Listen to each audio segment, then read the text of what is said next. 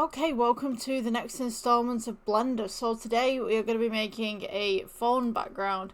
So let's go ahead and delete the default cube. We'll go ahead and change out our render engine from Eevee to cycles. And we're also going to want to put the camera directly above. So let's go 7 to heaven and we will go view and align view and camera to view. Now, for this project in particular, you're going to need the dimensions for your phone screen in pixels if possible. So we're going to go ahead to the sidebar right here and we're going to go to the output and then format, and then you should have the resolution, and we're going to work with X and Y.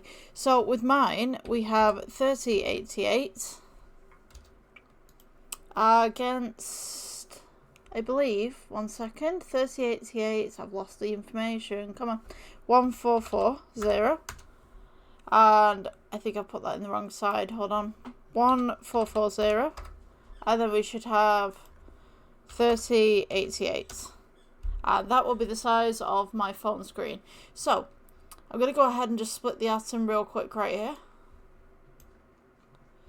And so we have our side view right here, and also we'll have our base view right here.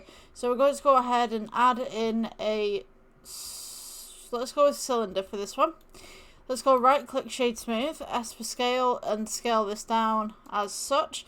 I'm going to go ahead and add the material, which is going to be a shiny gold. So you can go ahead, take out the principal BSDF and go for metallic BSDF. Make this a nice little gold. Turn down that roughness.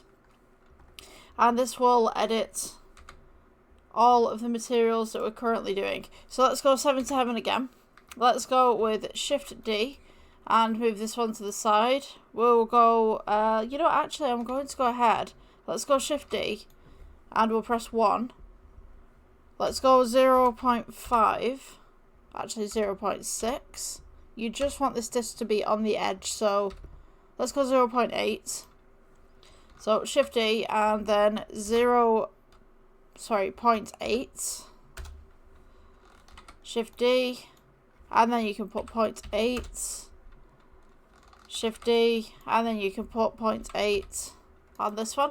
If you go ahead and just select all of these that we've just made without selecting the camera, we can go Shift D and then we can go 0.8.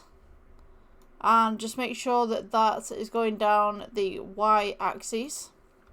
And then we can go Shift D again, and we can go Y axis again, and then 0.8. And all you're going to do is just continuously go with 0.8, 0.8, 0.8.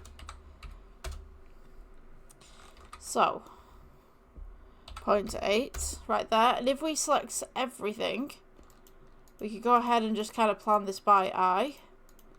Or if you want to continue doing 0.8, you can do. Totally up to you. Select everything right here. We can go Shift D, move this up. And then we can go Shift D again and move this down to this proximity right here. If I just go ahead and just tip the camera just ever so slightly, I can go ahead and select everything. Just here with box selects and go back to 7 to heaven. Let's go with Shift D and move this across. Just plan this by eye again. And then all we need to do is Shift D down. You might have some extra little bits here, that's fine. If you've got any extra ones, we can just cancel those off. Just try and get this to sit and fit. There we go. Okay, so when we get to the bottom here, you'll notice that there are additionals. Just go ahead and select those and just press delete. So now we should have this nice little background of circles, as you can see. So what we need to do is, let's go ahead and we'll take this default light that we've got here. Let's go ahead and add in a plane. S for scale, just to scale this across. Just going to take this off render. And we're just going to make a little bit of a strip kind of lighting. Let's go ahead with G, bring this up.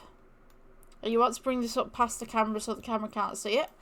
And let's go to Materials tab, switch out that Principal BSDF for an emission. And now we will have our own little lighting set up, as you can see. So if we look at this, we can go off and back on again. So I'm going to go ahead and add a plane in the background. So let's go S for scale and get that plane in. I'm going to make this black, so let's go with new, and we'll switch out the tones right here to a black. Let's go ahead with the lighting right here, and what I'm going to do, Shift D, bring this across, and then I'm going to select both of these and go ahead and bring these ones across as well. So we kind of have this nice little lighting going on. You can tone this down if it's too much. So we can kind of go like that with the lighting. Let's just tone it down just ever so slightly. And what I'm going to do is, let's go ahead and just access the tint a little bit. So you can have it slightly shiny if you wanted to. You could change the metallic, pull this part up a little bit if you wanted to. Let's see. Let's take this tint. We can kind of edit that into a nice blue or something like that. So what I'm going to do is, let's take these points that we've just made right here. Let's take that off render. I'm going to go ahead and select random ones within rows. I would definitely go by row. So hold down shift and then go by row. And then we're just going to rotate these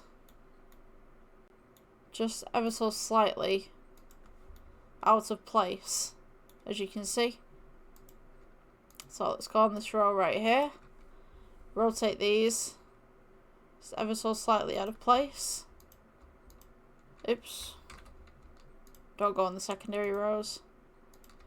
Let's go for rotate and just slightly out of place again, so you get that variation going on. Let's go ahead and take that lighting actually. I'm going to go ahead and just tone it down just ever so slightly. And I'm going to go ahead and lighten the area just a little bit. So if we take this down to about a 7, go to the world settings, and then we can pull this up just a little bit more. And then I'm going to take the background and bring the roughness up just a little bit more. So we've got something like this. Now what I'm going to do with this, let's go ahead and go and take this background right here. We're going to press S scale, G to bring it down just a little bit more. And what I'm going to do is I'm going to take all of these that we've just made. Let's go with Shift D, bring these down. I'm just going to go S for scale to kind of give a little bit of variation in there. You know, to be honest with you, I'm going to go with individual ones. So let's go ahead, pick individual ones.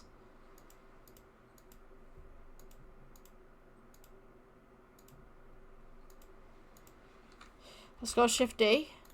And what I'm going to do is I'm going to do kind of like a depth of field with this as well. So let's go G, bring these up. Let's go Shift D, bring these down. Let's rotate these around as well. So it's like free falling coins. And let's go ahead with the camera and we'll go depth of field, and you want to select one of the objects at the bottom. Let's tone down the f-stop. So now we've got all these blurred ones. The higher the f-stop, the less blurred they'll be. And you kind of have this kind of unique kind of background, but to be honest with you, like, I think we could do a little bit better with this. Let's go ahead and let's go with depth of field and select one of the coins up front. Let's see, if we take that one, dropper tool, one of the coins up front, we can kind of do this slight blur in the background, and coins are still falling within the foreground.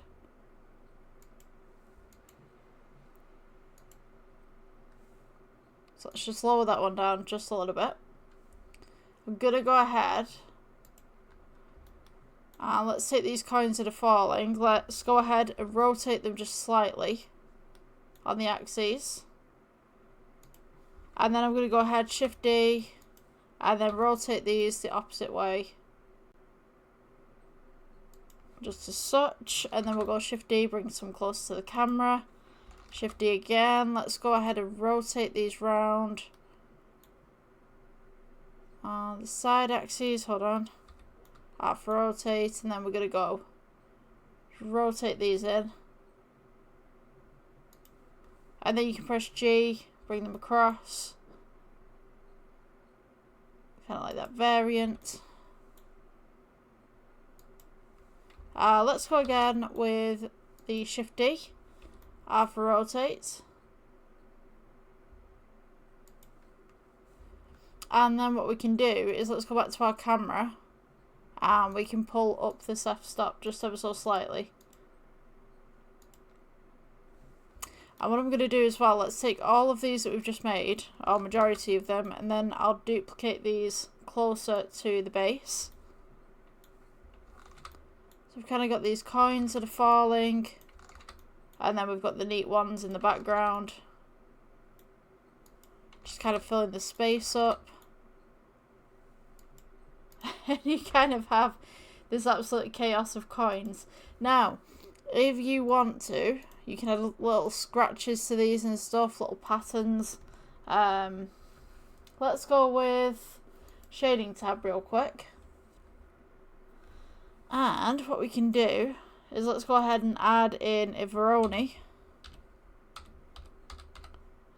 texture, and you want to go colour to base colour. Oops, there we go. Let's go ahead and add in the colour ramp.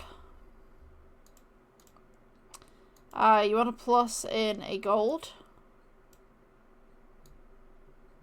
Just kind of put that out there. And then put into another gold. Just at that side. And now you kind of have these nice little gold coins coming through. Let's go with scale and just scale these up a little bit. So you get that nice tone and texture. And then we'll take down that roughness. So they're nice and shiny. Let's go with layout. And I mean, it's a little bit of a basic profile, but you kind of have something like this in the end.